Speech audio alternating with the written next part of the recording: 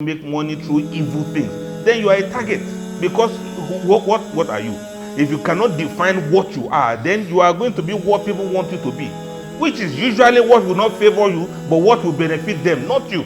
إن الحمد لله نحمده ونستعينه ونؤمن به ونتوكل عليه ونعوذ بالله من شرور أنفسنا وسيئات أعمالنا ما يهدي الله فلا مضل له وما يضلل فلا هادي له وأشهد أن لا إله إلا الله وحده لا شريك له وأشهد أن محمدا عبده ورسوله.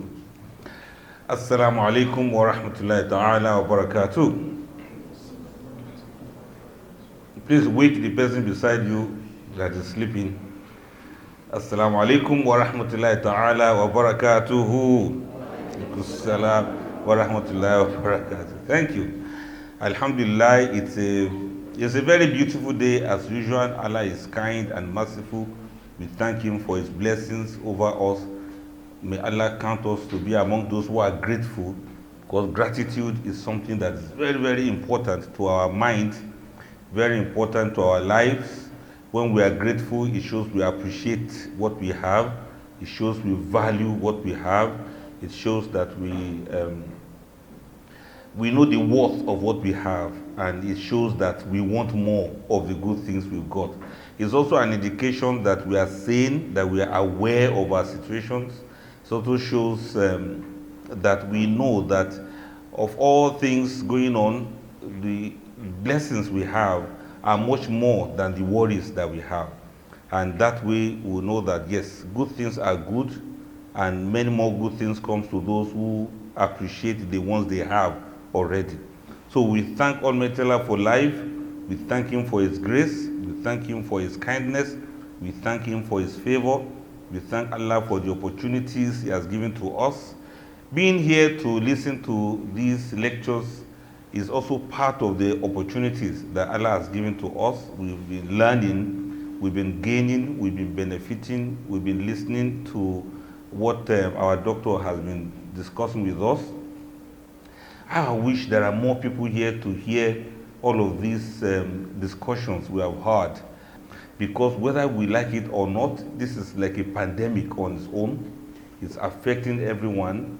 Sometimes we have to understand that people who are involved are victims of these matters. Nobody would want to deliberately go and do something that would be detriment to their mental health. Some people are just curious. Some people just want to experiment. Some people just want to follow the peer pressure, yielding to the peer pressure. Some people just got broken at a point and they thought that is how to fix themselves. However, a person got into this, it is very important, just like he said. I want to quickly re-emphasize those things that Dr. Kunle was telling us, that we should not give up on ourselves. Don't give up on yourself, and don't deny that these things are happening to you. I heard of a parent who they even went to some malams to come and be doing prayer for their son. They said it's a spiritual matter. They said somebody quarreled with the mother long ago, and because of that, they decided to get back at her through her son, because that happened to be the only son she has. They said maybe she offended some people, and they are trying to rubbish the life of the woman through her son. All of those things, people say all sorts of things. And this woman, up to this moment, she didn't believe it, that these things need to be properly addressed and treated medically. The doctor's attention should be sought on this matter. She still believes it's a spiritual thing. Can you imagine? And even the son too, he says, well, they make something to possess him. That's what the boy said. Say he's possessed by something. Honestly, these things are just like possession too, if you look at it. But there are ways of understanding what is happening so that you can have appropriate solution to it. When they talk about drink, sorry, my topic is not about this, but it's something I want to build my discussion upon, so that we don't lose. You don't think these topics are disjointed. They are all interrelated. What do they call it? There are many names they call all of these substances that people abuse. And the one that's very popular to people is liquor. You know what liquor is? Liquor means liquid something, liquid alcohol, sort of. And there's a reason why they call liquor, why they call it spirit. It is spirit because it is actually a spirit. Do you understand what I mean? That's why sometimes they call it gin. They spell it G-I-N, whereas it's J-I-N, al-Jannu. So it's a jinn, it's an al-Jannu in other forms. It's somebody taking jinn into their system through other means of substance. That, the jinns, you cannot hold them, you cannot see them. They are in perhaps 0 dimension. But this particular one is like substantiating the al-Jannu and consuming it so that it can affect you. So a person who is taking jinn is actually being possessed by jinn. So there's no difference. There's a very thin line between the jinn and the jinn that they talk about. So liquid jinn is what we call liquor. And every other thing that is intoxicating, whatever name they call it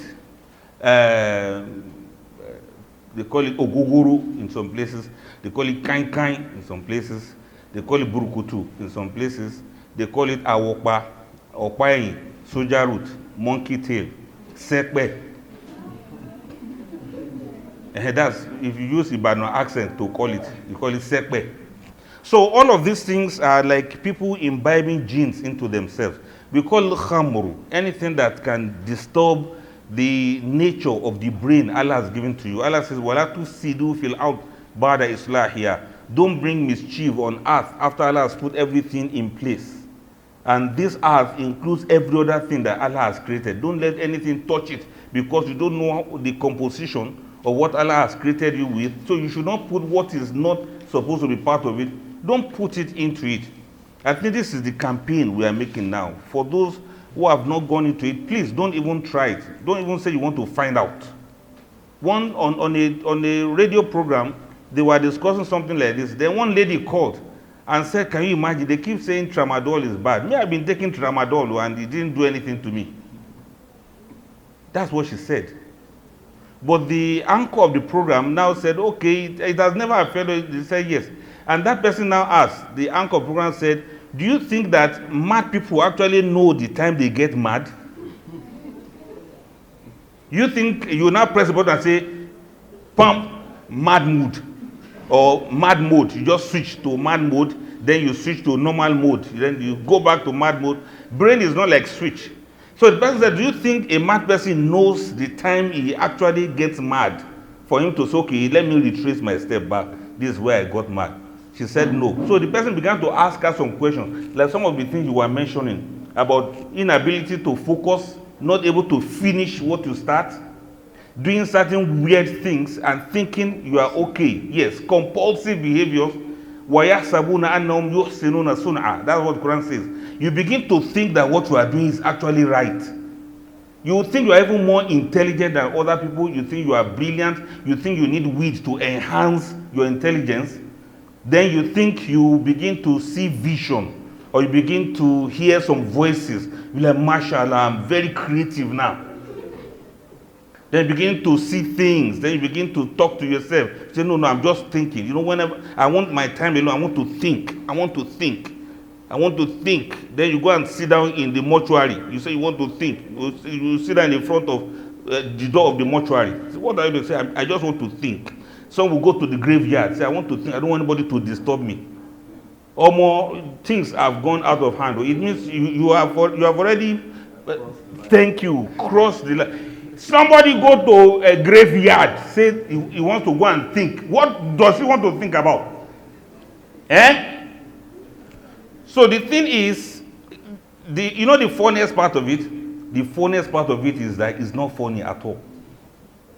Coming from anything, many people now, they are that, like that my sister asked, and I'm happy that doctor explained it. Many people now, they are addicted to all sorts of things without knowing. Even tea. So many people are addicted to tea. Some people are addicted to coffee. So whether licit or illicit, addiction is addiction. Let everybody be checking their lives now. Don't say, oh, some people they say addicted. Somebody is addicted. No, even you, man. If you look at yourself, there could be one thing or the other. So these things work like alujanu for real. It works like somebody is possessed. You want to stop, you can't stop. You want to keep away, you can't keep away. And when it comes, there'll be a lot of voices in your head that will be telling you, take this thing, take this thing, take this thing, take this thing. Allahu Akbar. You remember what the Prophet said when the battle of Badr was completed? He said, we have finished a lesser battle now. Let's now go ahead for a greater battle.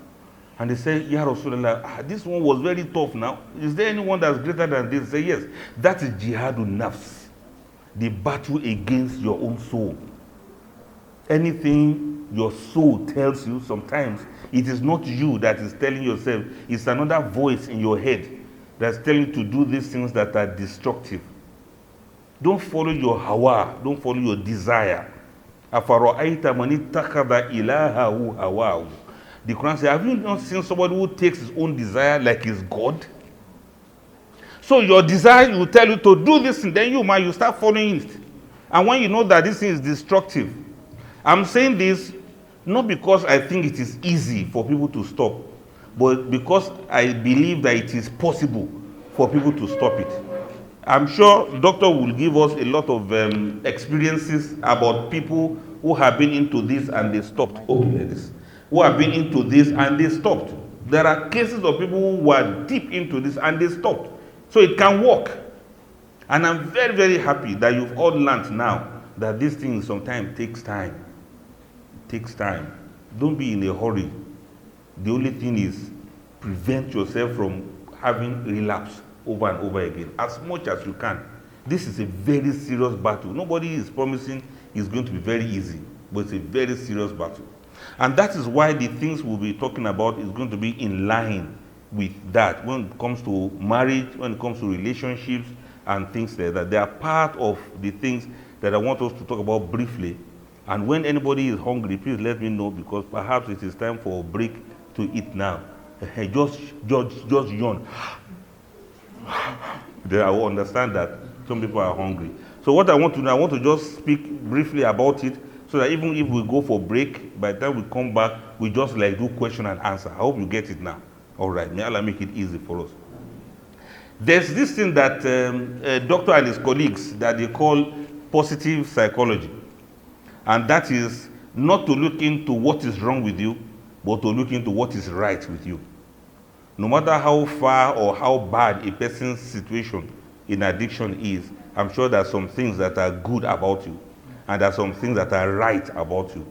So what you can do in addition to treatment and everything is to also pay attention to the things that are right about you, and some of the good things you need to do that can be able to assist your brain in putting away certain patterns and in adopting other positive patterns for a person to get used to.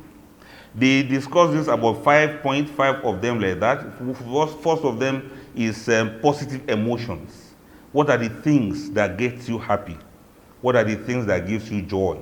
I can begin to ask us one by one now. What is it? What have you been able to notice? What is that makes you happy? What can somebody do for you now and you'll be happy? When was the last time you laughed and water was coming out from your eyes? What are the joyful things that you have experienced in the recent time? How many people have, how many people's wedding did you attend in the past 4 months? How many naming ceremonies did you attend? Did you dance this year at all? Don't ask me whether dancing is halal or haram. Because you have to understand what you are dancing to, what you are dancing at, and where you are dancing. Those are the things that are important. But honestly now, if you danced in the last 3 months, raise up your right hand. 1, 2, 3, 4, 5, 6. Thank you, sisters. Brothers, only one person. I can see only one hand behind there. Okay, 2. You are changing your mind now. Who else danced? No lies, oh, no lies. Danced in the last 3 months. Did you dance or not? You see, the camera is not facing you, so just tell me, only me, you and me. You see, Tell me, did you dance or not? Do you know what it means to dance? Do you know how you feel when you dance?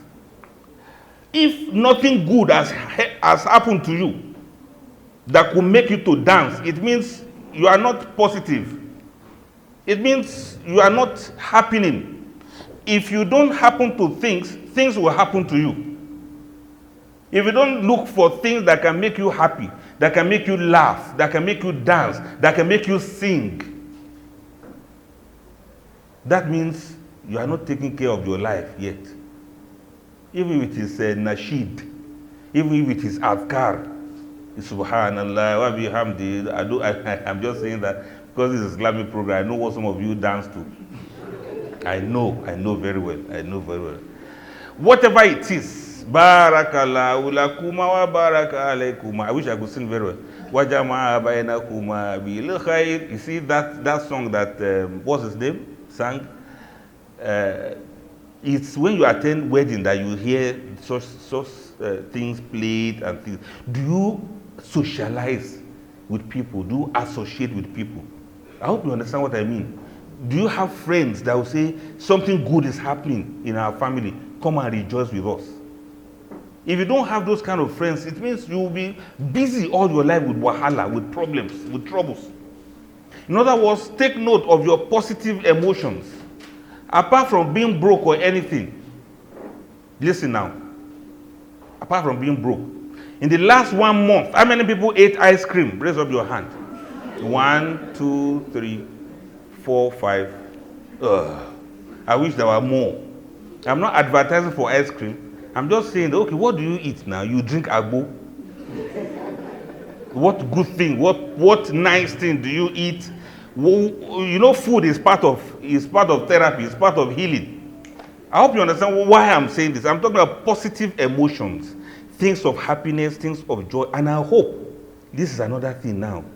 I hope that you people don't wake up in the morning and start listening to news. Who does that? Please. Sorry about news people may be hearing what I'm saying. But you see, if that's what you do, I can imagine how sad you should be by now. Somebody start the day with bad news. Hey, they kidnap people there. Hey, they cut somebody's head there. Suicide bombing in one country. All of those things, they are bad news. They will give you a lot of negative emotions. You'll be sad. You don't know why you are sad. You even think you are sick.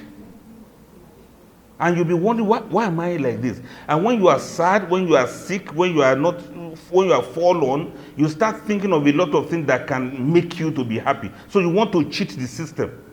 No serotonin in your system, no dopamine. Then you start looking for things that can pep you up. It happens to a lot of people. Don't you see people who read newspapers a lot and who listen to news a lot? They also drink coffee a lot. Have you noticed? In fact, they'll be reading newspaper like this and be drinking coffee at the same time. Make me sad, make me happy. Make me sad, make me happy.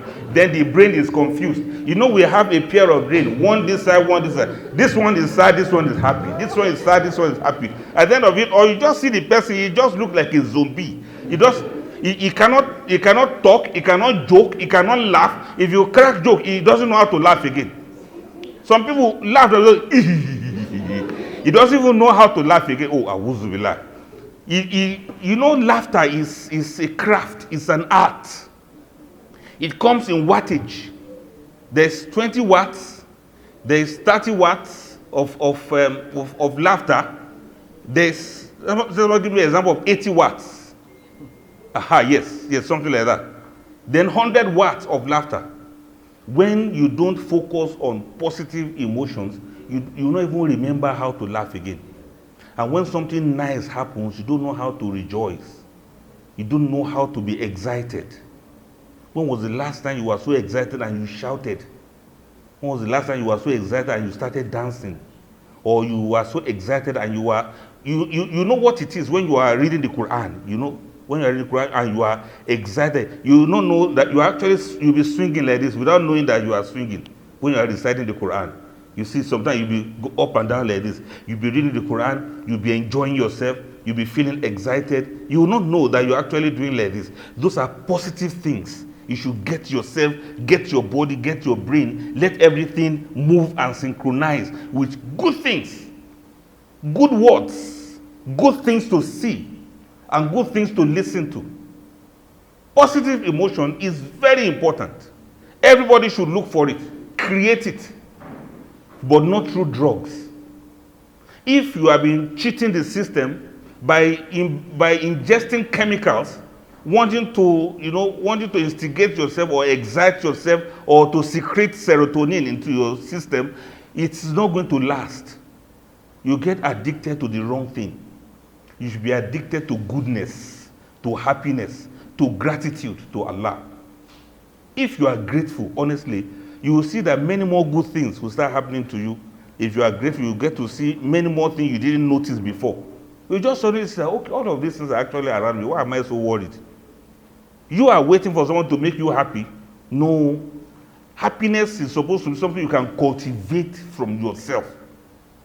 If you cannot cultivate it, that's why I say if you don't happen to things, things will happen to you. If you don't cultivate happiness for yourself, you see, we are like eggs. Egg. If an egg should break from within, it means life. If an egg should break from outside, it means death. You know what I mean? Yes, if the chick is ready to come out, the chick will break the egg from inside, and gradually, the chick will come out alive. But if somebody should break it from outside, and the chick is not ready, it will die. So stop waiting for external things to make you happy. Stop waiting for things you will eat, or you will smoke, or you will drink to change your mood for you. No, begin from, get a heart. A heart that is grateful, a heart that is cheerful. You understand what I mean now? Yes, be happy and give happiness to others. Don't put bad things into your brain.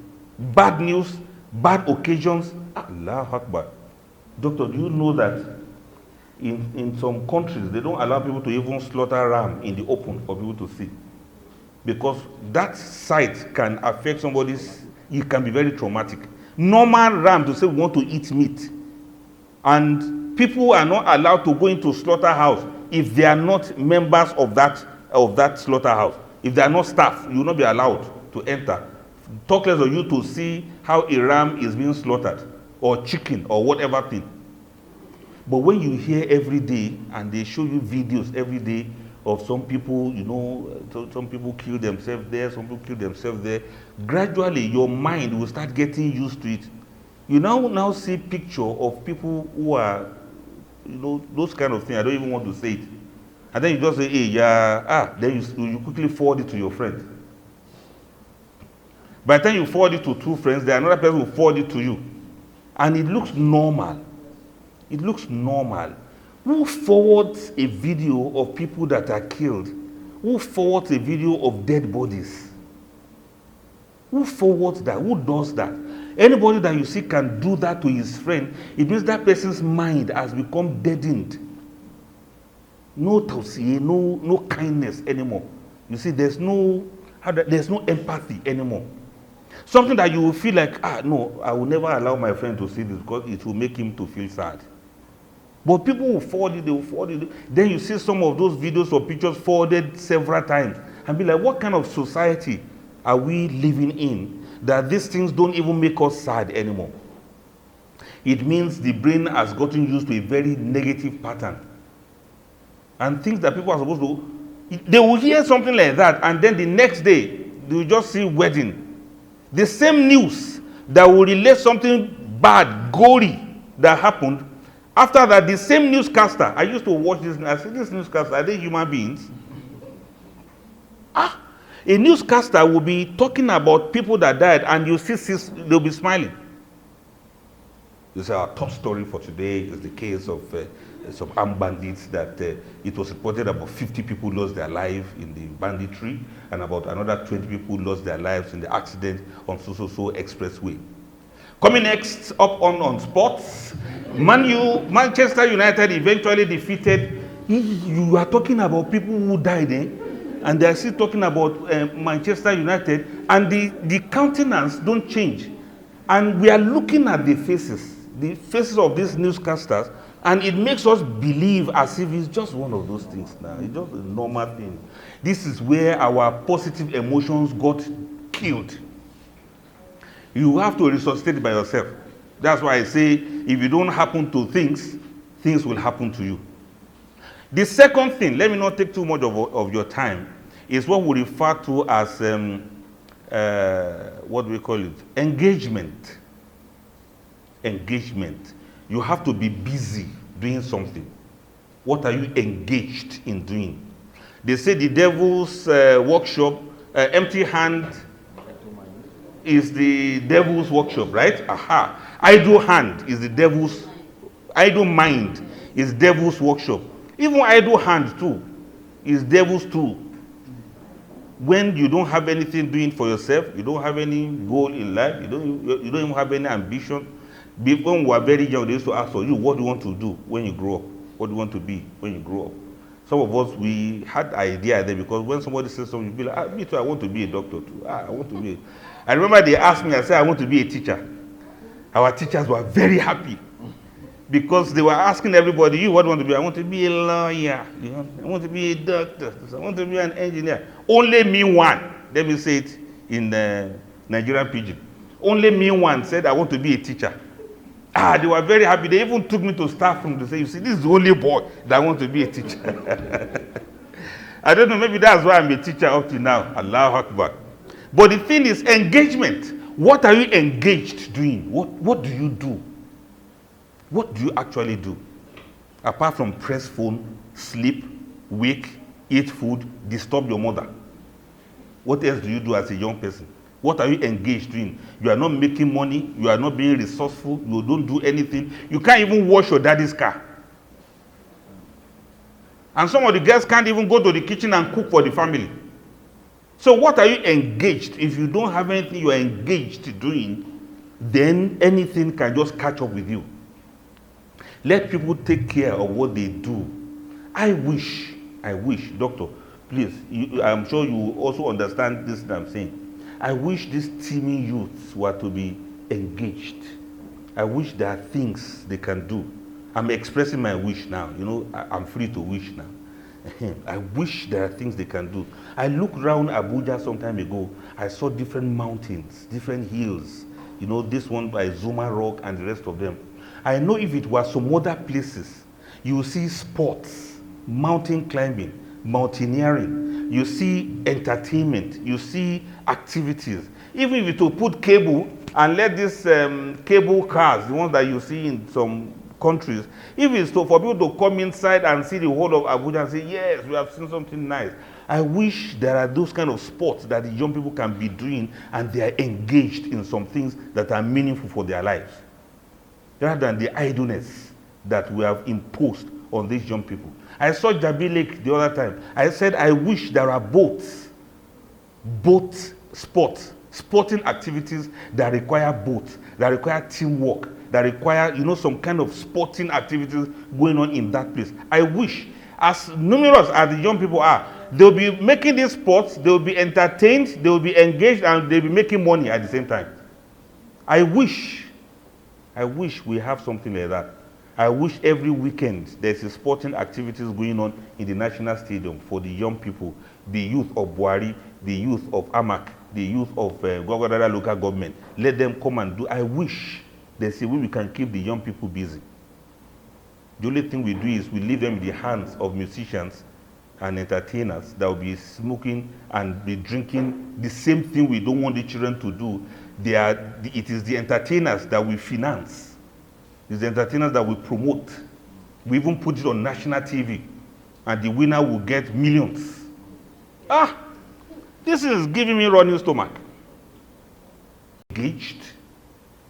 Apart from go to school, what else do they do? Is there any entrepreneurship competition to say, okay, if you have so idea, you are going to get this grant to do this, so that everybody will be reading and be making research? Is there any form of vaccine that we want young people to research upon? Is there any way we want them to fix electricity that we say, okay, do research, come up with an idea? Is there anything we want to do? What do we want to do that will engage these young people to be part of what is happening so that they'll be positively engaged. Many of those that you see that are victims of these addictions, they are not properly engaged. Nobody is talking to them. Nobody is listening to them. And you know what? These young people are over 70% of the population. I don't have my statistics, but I'm just guessing. I don't think they are less than 70%. If there's nothing to engage 70%, what else do we expect? What else do we expect? May Allah forgive us and continue to guide us aright. Then the third one, that is where I'm going now, that is relationship. Relationship is another thing that can enhance positive emotion. Where you are loved and somebody loves you. Where you are loved, I don't think any boy or girl that is in love, I'm talking about real love of relationship, I don't think they will want to mess up their lives when they are in a relationship that is supportive, a relationship that is loving, a relationship that is caring, a relationship. I'm not generalizing, because some people have some of these things too, yet there are some other factors that still make them to go into what is addictive and what is haram. But this relationship we are talking about, I will dwell a little on it, then or let me complete the others, then I'll come back to relationship, because we can't even finish everything. So the third positive thing we must look into is that of relationship. What relationship do you have? Have you built a good and positive relationship with another person? Please, I will underline that one, because I will come back to it. And then the fourth one is meaning. Having a meaning or a meaningful life. There's difference between making money and making meaning. What exactly is the meaning of your life? What are you here for? What are you useful for? You know that we eat things to survive. We eat life to keep alive. The ram, the meat that you ate was once alive. We take life to support our lives. The vegetable that you eat was a living thing. You eat vegetable that was alive to supplement your own life, so that you don't die of hunger. The fish that we eat was alive. We take that life, eat the life, so that we can keep alive. We eat life to be alive. All the cells in our bodies, they eat life to be alive. We eat things to be alive. The question is, what is eating you? What is eating you? If you are not cautious of what you are eating, it is dangerous. Talk less of you are not cautious of what is eating you. What is the meaning of your existence? Are you here to create problems for your families? Are you here to create headaches for people around you? Are you here not to make your parents have peace of mind? All the money they labor and work hard for, you want them to be spending it on rehab for you? So what's the meaning of it all? To smoke weeds and to smoke cigarettes and to do drugs, what does it mean? What do you want to achieve with that? If you don't have meaning in your life, then who are you? Who are you? The thing is, don't just ask who you are. I'm a child of so and so. My father was a one-time minister. My father was a one-time commissioner. My father is a serving governor. That is not you. It is your father you are describing. You, you, who do you think you are? A nuisance? Somebody who will bring problem to the society. Who do you think you are?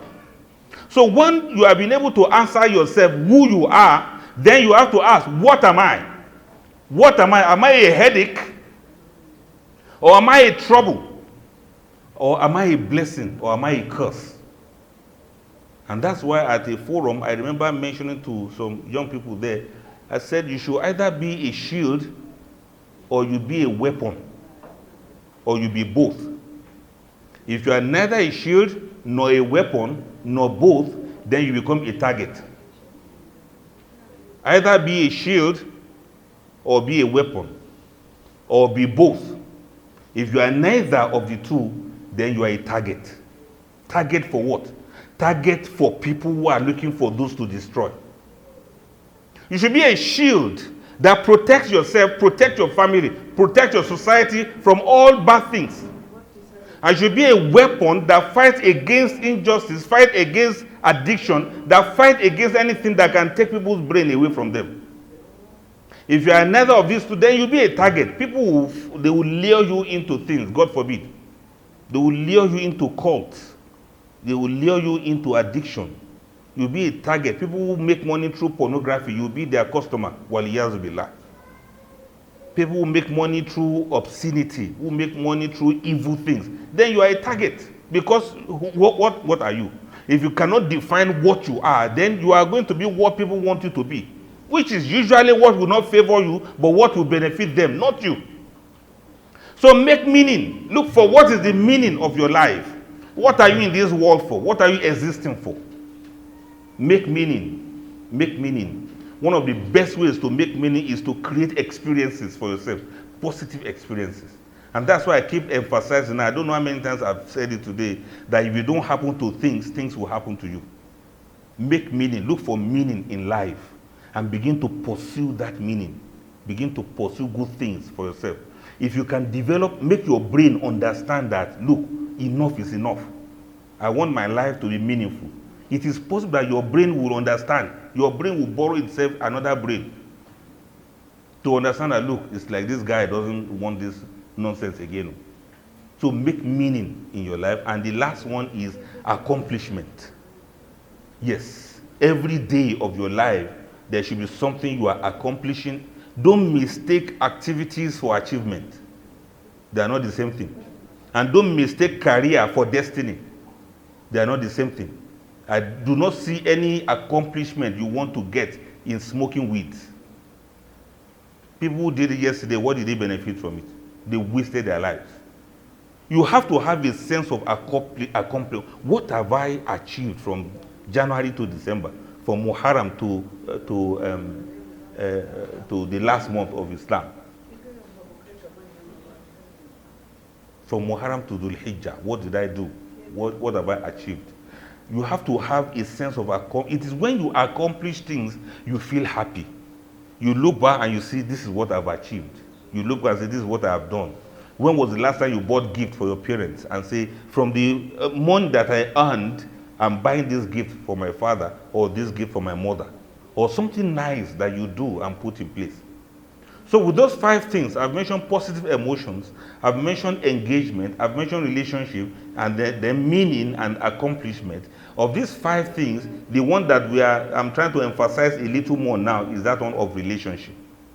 Now, there are some halal relationships and there are some haram relationships. This comes in form of, number 1, enlisting yourself for marriage. When you have reached a certain age, you know that your relationship should go beyond that of your mother and to you to that of other people. And let me briefly and quickly explain and illustrate what are of relationship, what it means. Relationship is like the way we connect with other people. It's as simple as that. This life is a hierarchy of relationships. You are a son to somebody, you are a daughter to somebody, you are a sister to somebody, you are a brother to another person, you are a cousin to somebody, somebody is a cousin to you, you are a niece to somebody, you are a nephew to somebody else is your niece, somebody else is your sibling. You are also a neighbor to somebody, you are a friend to somebody, you are a student to somebody. You know, it's a lot of relationship. Yes, different relationships, and that's how we connect to other human beings around us. So when you relate with others, it means you connect with others. And the instrument of connection is what we call cord. Cord, C-O-R-D. Cord. Some of you must have heard me discuss about this before. Cord. For electric cable, you have a cord, or you call it cable sometimes, or you call it wire. Something that connects one thing to another. If you collect a boiling kettle to electric source, the cable that's between the two of them is what brings electricity to the kettle so that it can boil water. Are you following me now? So there's a relationship between the two of them. If you cut off that relationship, that kettle will not function, even though the electricity will still be there. So you have a cord as your relationship between the two of them. In English language, you talk about cordial relationship. From the word cord.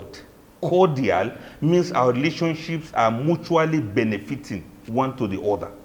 Sometimes they will say you are cordially invited. What does that mean? It means we know you, you know us, we are connected, so you are cordially invited to our occasion. Sometimes they will say in accordance to something. Meaning that we are making a statement according to a source where we got that statement from. I can say, according to Dr. Kunle, this is what he said. It means I'm relating to what he said and I'm making use of it through my own expression. And sometimes we say discord, marital discord. What does that mean? It means the cord has been broken. So there's marital discord. In everyday language, in biology or physiology, you have what they call the spinal cord. What does it mean? It means we have the spine and there's a cord inside that is so protected because it is very important.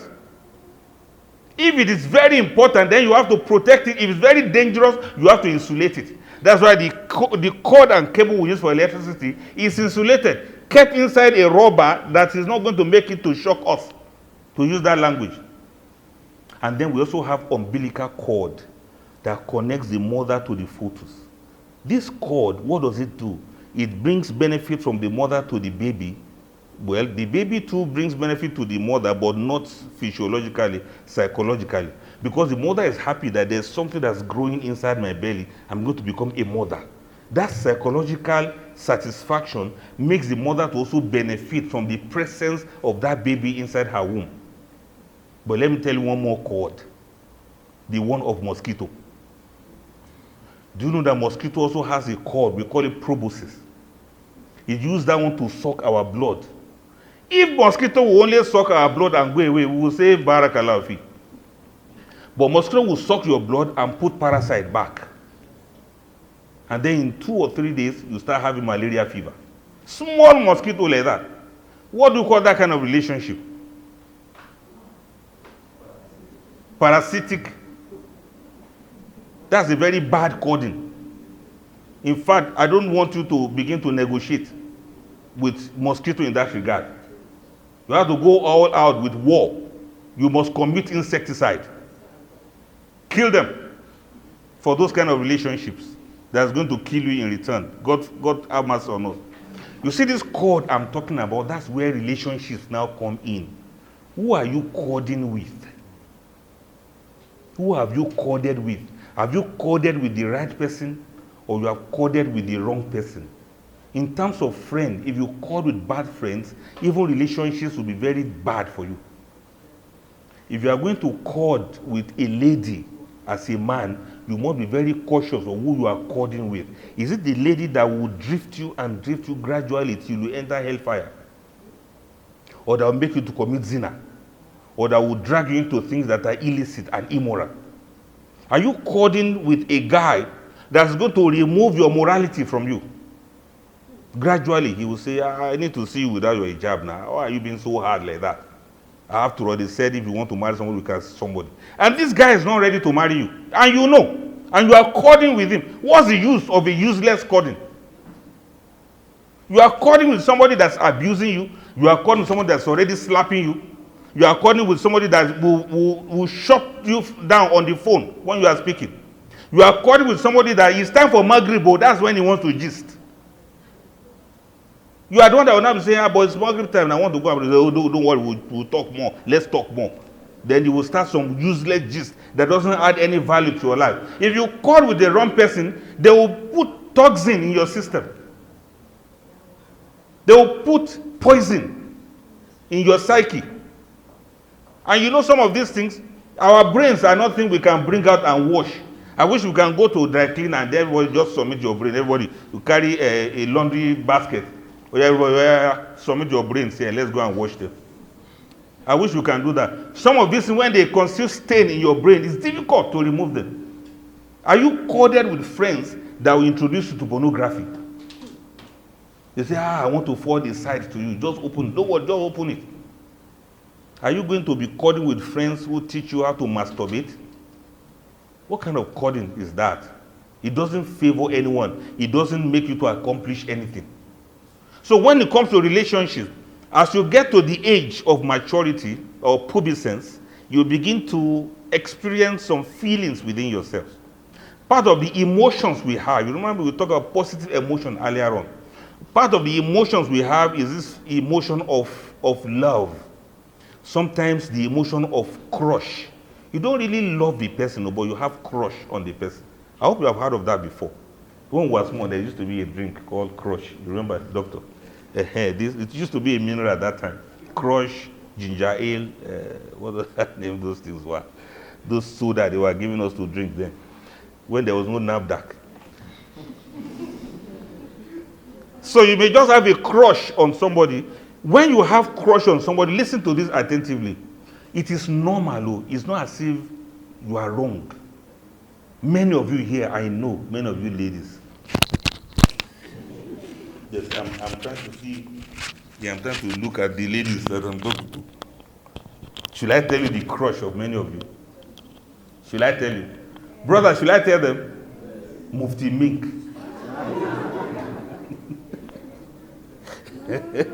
Mufti Mink. Whenever he comes to Nigeria, he used to sell some of the Mink.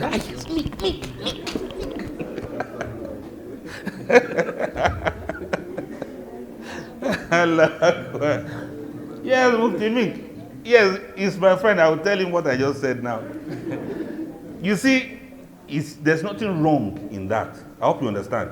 It's normal when you like somebody, when you just appreciate somebody. It's a normal thing. Even as a brother, you may see a lady and you'll be like, mashallah, that lady here, she's just mashallah. Yes, that means you have a crush on the person. Crushes don't last for long. When you don't see them after a while, you just forget about it. But when you see them that moment, you'll be like, look at Omo, look at babe. Everything just set like that. You can just say, subhanallah, subhanallah, mashallah, mashallah. And that's why the Prophet said, Nazratan wahida. To look at somebody just once. The second one is.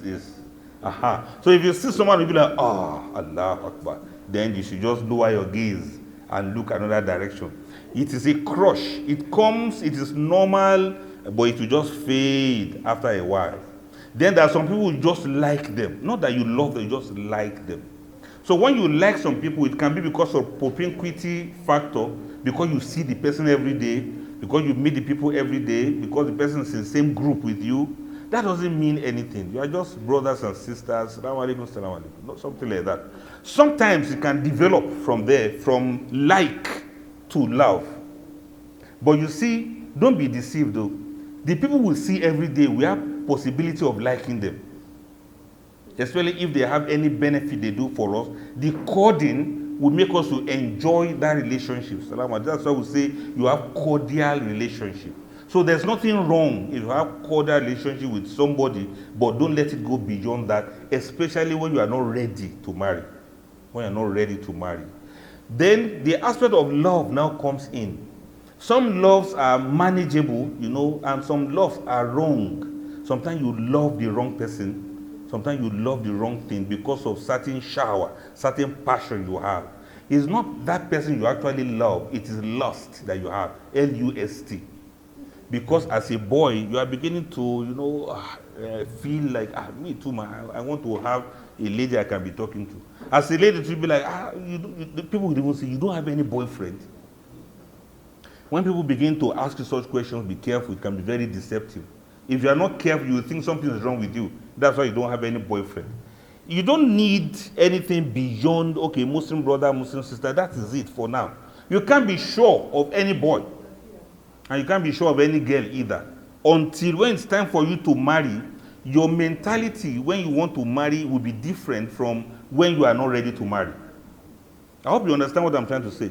How will a boy know that he is ready to marry? You are still living with your mommy and you say you are ready to marry. You are not ready now. You don't have any job, you don't have any means of taking care of your family. That means you are not ready to marry. The Prophet said, Ya ma'ashara shabab, man istata'a minkum al-ba'a falyatazawwaj. Oh, you young people, any of you who is capable of maintaining al-ba'a. What al-ba'a? To take care of a woman, to understand what marriage is all about, and to be ready to take the responsibility. فَلْيَتَزَوَّجْ, then you can marry. فَمَنْ لَا فَلْيَصُمْ. If you can't, then you should fast. So that fasting can be a shield for you. In other words, let it just be on the level of either crush or like. You cannot say you love somebody yet until when you marry the person. And that's why Almighty Allah put love after marriage. وَمِنْ آيَاتِهِ أَنْ خَلَقَ لَكُم مِّنْ أَنفُسِكُمْ أَزْوَاجًا لِتَسْكُنُوا إِلَيْهَا وَجَعَلَ بَيْنَكُمْ مَوَدَّةً وَرَحْمَةً. Allah says the first thing is interest. You can just develop interest in one another. It is after marriage that al-mawadda, the kind of love that is reserved for marriage, that's when it will come in. But now that you are not married, what you have is mahabba, not mawadda. Mahabba is I like you and you like me. I love you, you are a human being. We are supposed to love humanity. We are supposed to love every creature of Almighty Allah. We are supposed to love our neighbors, like they say. We are supposed لا يؤمن أحدكم حتى يحب لأخيه ما يحب لنفسه. None of you is truly a believer until he loves for his brother what he loves for himself. That love is mahabba. So let it remain on that level of mahabba. I ask after you, you ask after me. Assalamu alaikum wa alaikum salam. I visit you, you visit me, but there are boundaries if it is the opposite sex. I hope you understand. You don't go removing your hijab for somebody that you are not married to. You don't go snapping nude pictures like some people do of themselves. You don't go masturbating with one another when you are not married. That is lust, and that's where shaitan lives. That's a wrong coding that we are talking about. A wrong coding that can be very destructive. It can disrupt your life. It can disrupt your destiny. You feel as if somebody has tampered with your destiny because you are not going to have the clear head to understand the mithaqon galiza, the strong covenant that marriage is supposed to be all about. Don't joke with this aspect of your life. You don't do youthful age twice.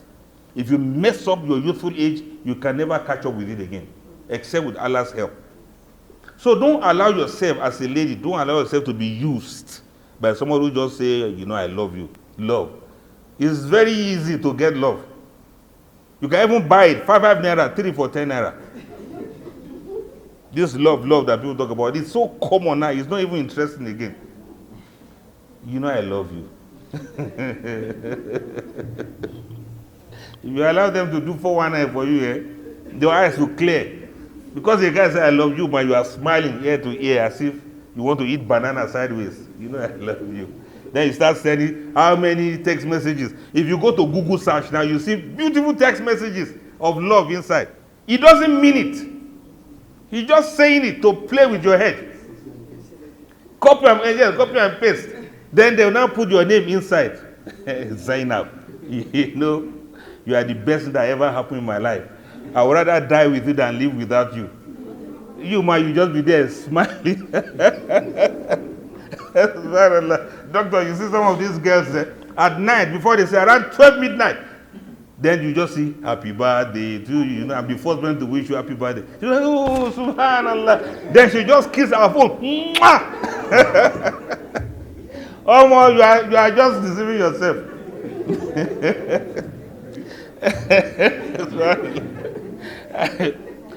Look, Haji, let me tell you what one mother told me.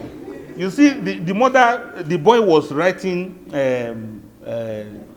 messages in card. This greeting card, birthday card. So he was writing some other words. You want to use biro to write in addition to the one the card people design. So the mother came and saw him writing it, and the mother said, let me see what you are writing. Then showed the mother. The mother read and said, this girl you are writing to must be very lucky. The mother said, since when I was born, nobody ever wrote any nice words like this for me. Who is this girl? She must be very, very lucky. The boy just looked at her and said, lucky how? She said, but these words you are writing to her makes her to be so special. She said, Mama, let me show you the other ones. Then he opened the drawer and brought 6 other girls. He said it's the same thing he's writing for all of them. Now, the mother was so disappointed. And these girls will think they have got somebody who loves them so much. Oh, 419. Don't let anybody use your head. These things can be very sweet, but you don't know that you are being deceived. You cannot. If somebody sends you a text now, and then you send somebody a text, person reply with LOL. What does it mean? Laugh out loud. Do they really laugh? Do they really laugh?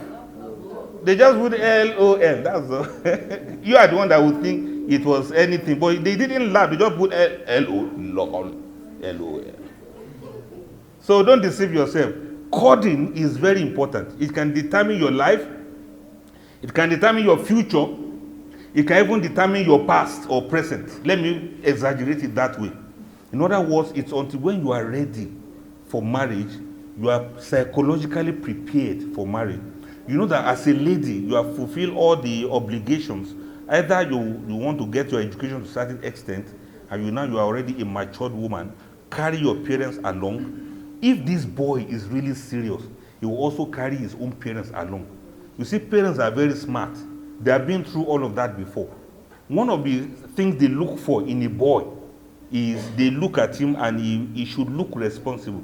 It's not only don't judge a book by the cover. Almost in marriage, you judge a book by the cover, by the content, by the appendix, by the footnote, by the references, by the content. You judge everything about the book. Yes, even recommendation. In fact, introduction, forward. You see who wrote the forward for the author. You have to judge the book very well. There's no second chance in this matter. So your parents know how to judge a book. A boy you want to marry, look at you with your hijab and everything. You now brought somebody to the house. Number one, his hair is something. And then he's wearing earpiece. Yeah? With his jeans and everything. And he came to your house, he was swinging his head like this, swinging his head like this. Then somebody wearing sunshades to come and visit your mother at night. Sunshades at night. What kind of responsibility is that? The person is inside the house, come to greet your mother, he's wearing face cap. He's wearing face cap like that, and then now just sit down like that. Says, Assalamu alaikum. And your mommy now refuses you, and I say, Mommy, you're a very nice person. No, your mother knows better. Mothers know responsible boys when they see one. They can't deceive your mothers now. They know. So please, just chill, just calm down.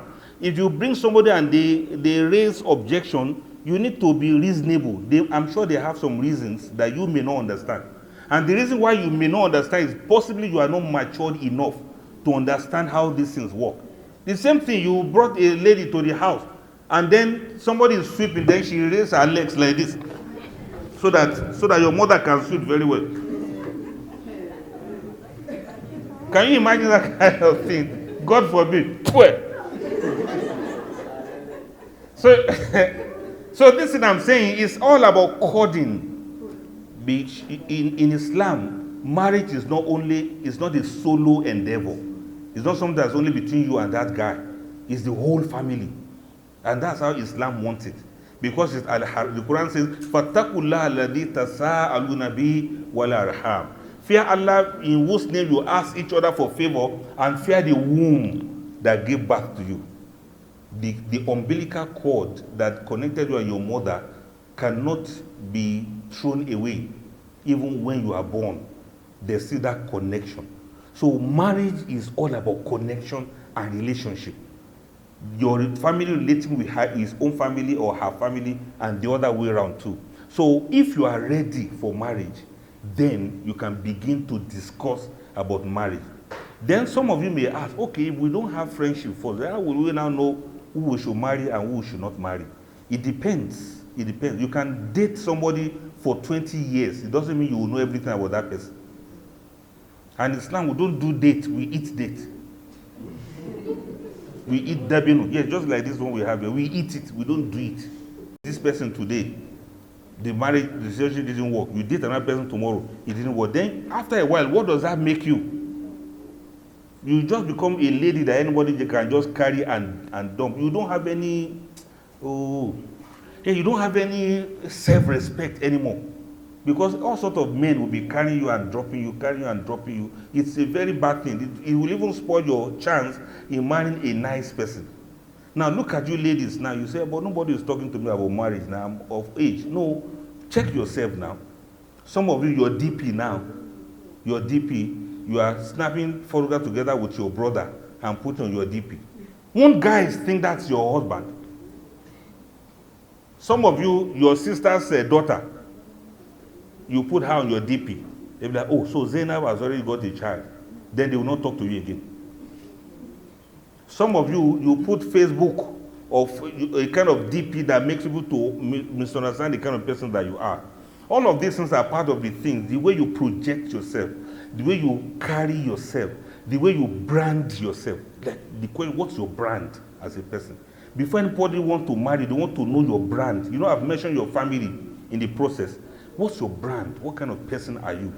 Are you a Muslimah or any other thing? Are you a Muslim brother or any other thing? You have to be, you know, it's image. You understand what I mean? Yes, you have to be definite about the kind of image you want to put out there. Who are you? Let somebody know this is this person, even from distance. Who are you? You wear your hijab and everything, behave in accordance to that hijab.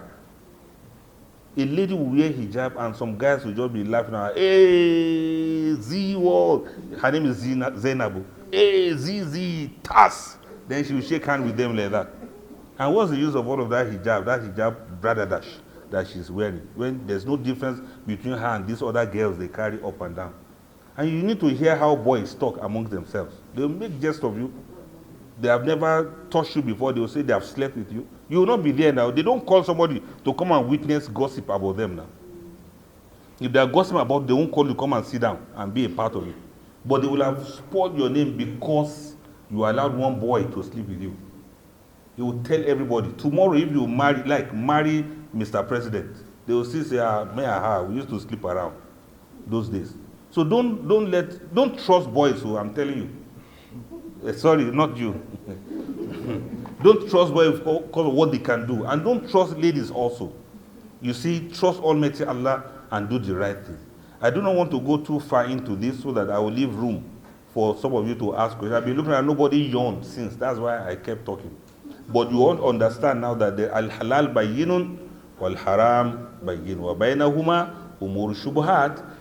Lawful things are openly known and unlawful things are well understood, unless you want to deceive yourself. We all know. We can read hadith from now till tomorrow. Everybody knows that some things are wrong. But everybody should also understand you are a human being. So don't tempt shaitan. Don't think you can hold yourself. Don't think you can discipline yourself. People you see fall by the wayside, they start sleeping with each other. It's not that they thought they couldn't prevent it. They also have iman like you. They thought, nothing can happen now. But the Prophet warned, said, La yakhluwana rajulun bi imra'atin illa thalithahum shaitan. A man and a woman cannot stay together except that shaitan will be the third person. So don't tempt shaitan. I'm not saying don't allow shaitan to tempt you. The thing is, don't tempt shaitan. If you create an avenue for shaitan to come into your life, shaitan will come in. So give gap, you understand? Make yourself to be expensive a little. Don't cheapen yourself for any boy or for any girl. You understand? Make yourself to be expensive, make yourself to be valuable, and make yourself to be well respected. In other words, create a brand for yourself. A brand of Islam, a brand of Iman, a brand of modesty, a brand of morality, an epitome of everything that you can talk about the high standard of humanity.